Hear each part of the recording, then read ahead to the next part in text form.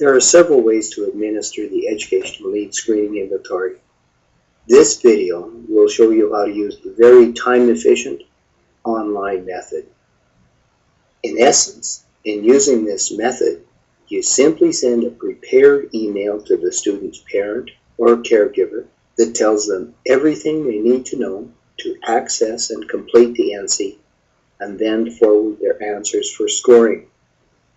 A printable report is automatically compiled from their answers and is securely stored in your Ensi account along with any other reports you have on file. To begin, open a browser, travel to ensi.helpmetrics.ca and log in as an existing user by supplying your email address and password.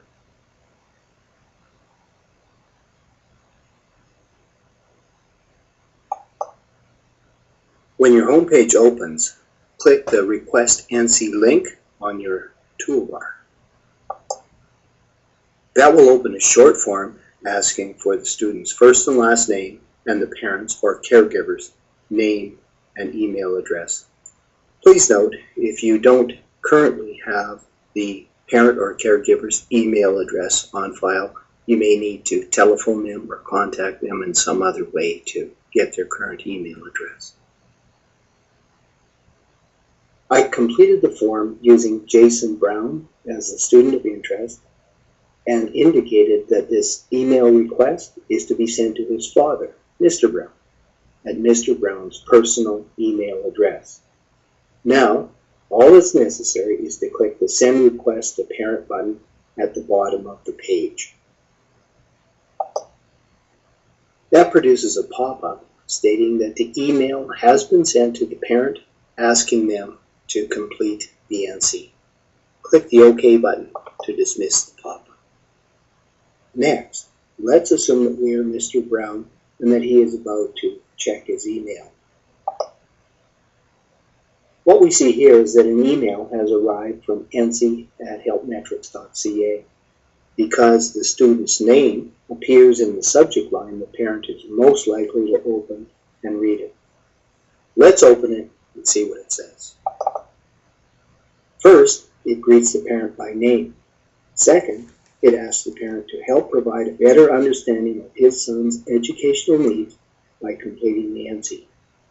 Third, it states that it should take about 15 minutes to complete and, for the most part, only requires false, I don't know, or true answers. Fourth, it lists the requesting clinician's contact information just in case the parent is left with any questions or concerns.